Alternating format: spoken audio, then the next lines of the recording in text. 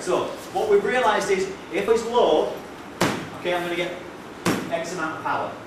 If the elbow is high, I'm going to get more power. Now what I've got to be careful of is what happens afterwards, because if he suddenly moves the pad out of the way and I go, whoa, flying past. So we've got to sacrifice some power for being able to hit. Okay, so following closely. Right, now what we're going to work on this time is we're going to work on the hip and the foot, one particular position. So what you've been doing is hitting from here. Now I want you to use that foot and the shoulder and look how the foot's coming in. Okay? Now again, you don't want to go for too much power, because again, if he suddenly moves the pad out of the way, I've nothing left and he's gone and I look silly. Because I want to put enough power in that if that catches him on the right spot, it'll go. If it catches him on the wrong spot, it'll be slightly damaged. Because I want to go here, and then I want to come in with something else. So again, so there's elbow high, now you're going to move the foot in. At first you're going to probably move it too much. Sometimes you're going to try and want to lift it off the floor. We're just going to go from here, get low.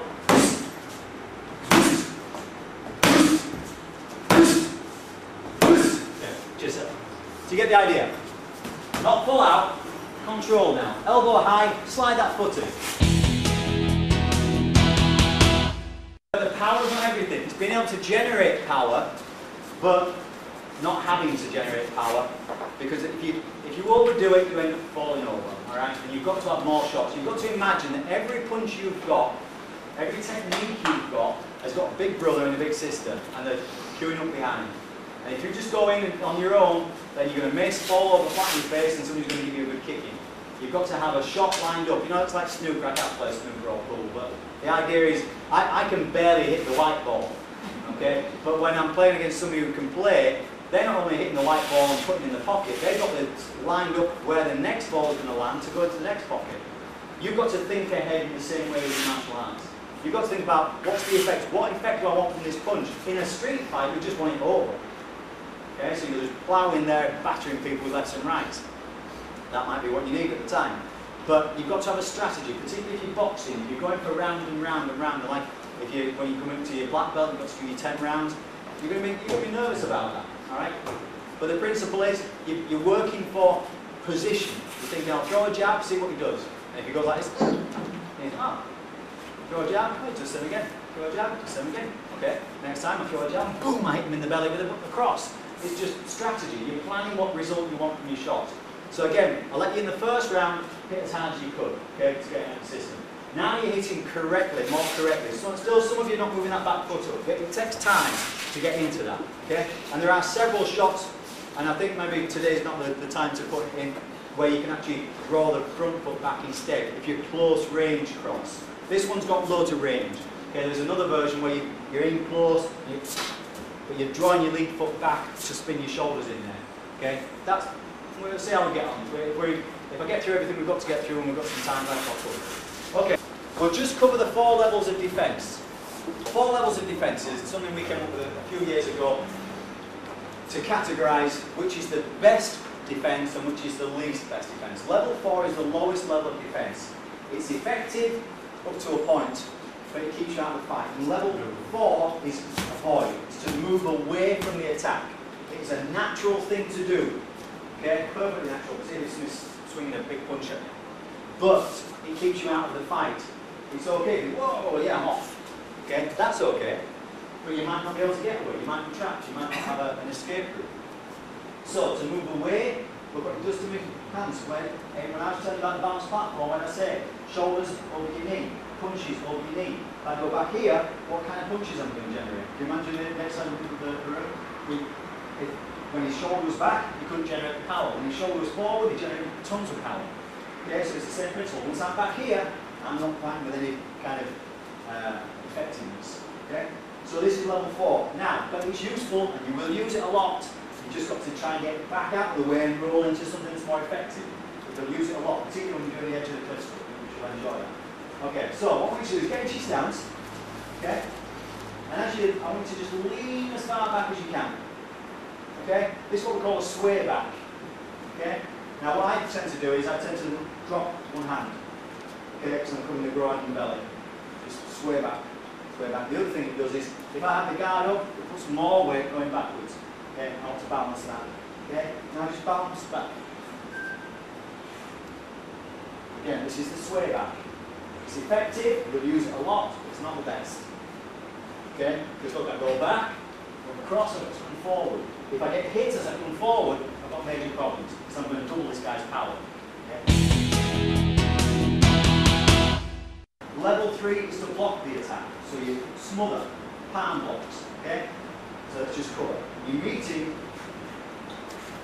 this kind of stuff. You use this one a lot in competition. You use it a lot in the street, really. You have to. But you're just going to bring the elbows close together. Keep the guard high. You don't want it too high because that exposes the belly. Not too low because that exposes the chin. Round about here, so you're looking over the top of it. All right. You need to be able to see your partner, and as much as anything, you need to try and see his feet. Watching his feet will tell you a lot about where he's going to move. Okay, so it needs to be able to cover this side, this side, this side. Okay, so this is why we don't do it this way. This is just pure protection when you're getting battered. You just don't want to get hit with anything. Okay, this one is we're looking to keep the palms forward because it takes you into level 2, which is to redirect, and you redirect with your palms. Okay, but we'll cover first this one. Okay, go back, just absorb. Imagine you just had a kick shield in your hands and you just kicked it. That's good. Okay, now just think, he's coming with the left hook, cover right. Okay, so same principle, into the mirror. 1, 2. 1, 2. This is pure protection. 1, 2. 1, 2. Okay, this time he's coming with something like a body shot, he's coming with the right hook. Absorb, cover. Absorb, cover. Absorb, cover. Absorb, cover. Now, why is this ahead of a level 4? Because you're still in the fight. It's what we call a 2-beat response. A level 4 is 2 beat and a bit, really, because that takes you back and forward. Okay. This one, you'll absorb the shot, but while you're absorbing it, you're not hitting. So it's 1, 2, block, hit, hit. Okay? So it's better, but if the guy's hitting hard, you're going to be taking all this energy that he's throwing in there, you're receiving all these blows, basically. Hopefully you're not receiving it on the belly, you're receiving it on the fleshy bits of the arms, and you're keeping your head well down, keeping protected. It's better if he hits, even if he's hitting hard, hits my glove or my face. Level 2.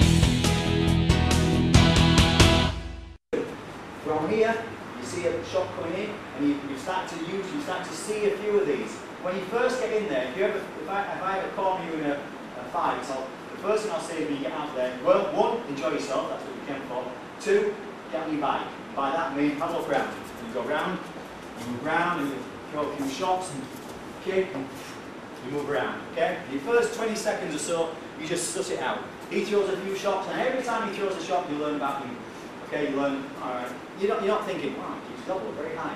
But you'll register it. You'll register his distance, you'll register the length of his arms. Okay, and whether that's going to be a factor in how quickly he moves. You'll see how quick he moves, how heavy he moves. Okay?